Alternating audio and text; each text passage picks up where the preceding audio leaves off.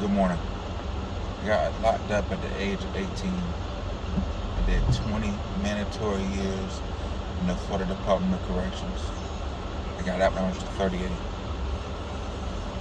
What I'm going to do is go over the experiences and lessons that I learned by doing 20 mandatory years in prison. Basically raised in prison, basically. Changes a lot of perspectives in the way you deal with things and see things. I'm going to start today with a story.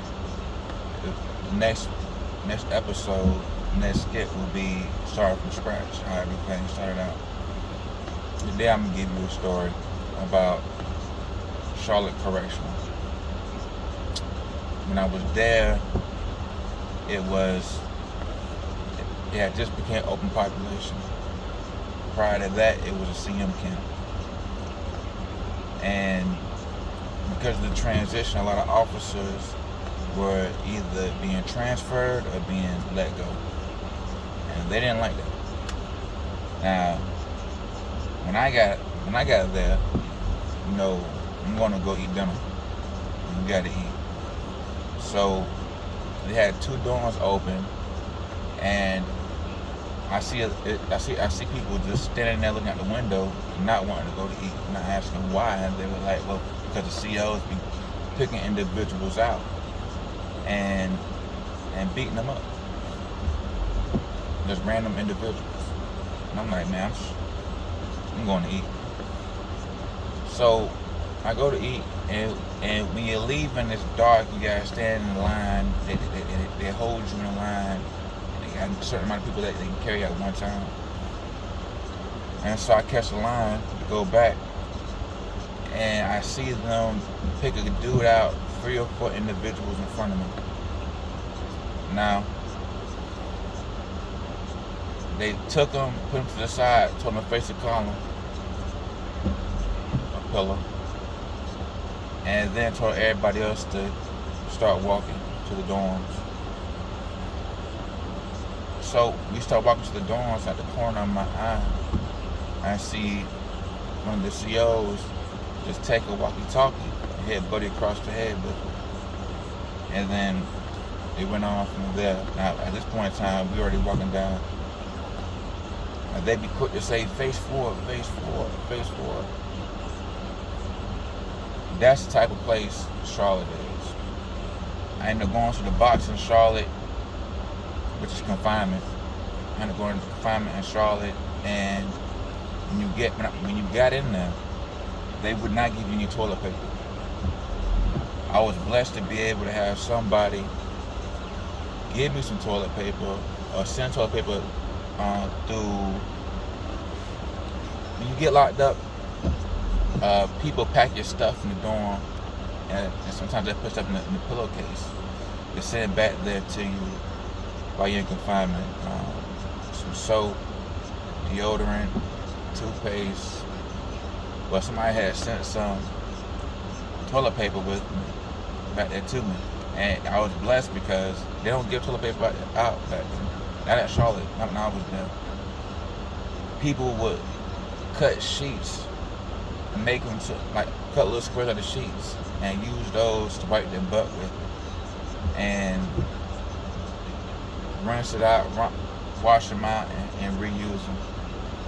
People would ask for toilet paper through the COs, and they come back and they give them a little small hotel square soap.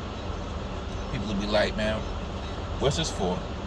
And the COs would be like, that's to wash your hands after you get done using your hands to wipe your ass. And that's how that was. There was a particular sergeant that was known for popping this mace spray and walking along the outside of the dorm in confinement and randomly spraying pepper spray into the rooms. You can imagine how that is. Because you're in confinement, you can't leave the room, you're stuck in the room. And the windows, a lot of times the windows are pretty much, they're windows but they don't open. You have like a small section at the bottom that you can open and close like a small rectangle. that you can open and close to get air circulation through. So when that happens, you already know it's hard. And so that is along the lines that what I'm going through. I'm going to go and tell you about the whole experiences. I've seen a lot of things. I've seen a lot of things. I've been part of a lot of stuff, and for better or worse. Hopefully, God willing, these experiences that I share will probably make it better for some individuals to know that that's not what it is. A lot of the people that you think that you out there and has your back don't really have your back. Because when you are behind that gate, you can lose your life in so many different ways, and that's anywhere in the world.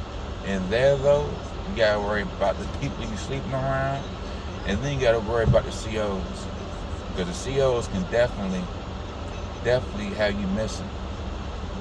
If you ain't got nobody outside to inquire about your health, to ask about you, and they're gonna know that nobody gives a fuck about you. Excuse my language. They're gonna know that nobody cares about you enough to check up on you. So when you come up missing, won't be that many questions. So that's the first part.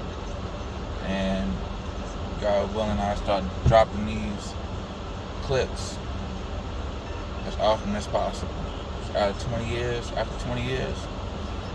got a lot of things to talk about.